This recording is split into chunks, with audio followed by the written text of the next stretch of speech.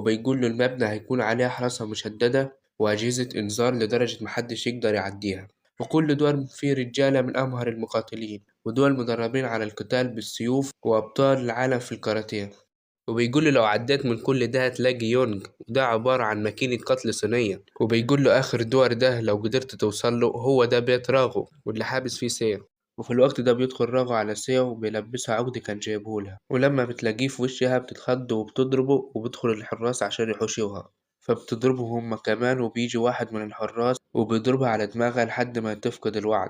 وبينتقل بينا المشهد وراغو بيتصل على بيجو وبيقول له إن سيا في المستشفى، ولما روني بيسأله فين المستشفى دي بيجو مش مرضى يقول له، فبيقتل روني مراته قدامه.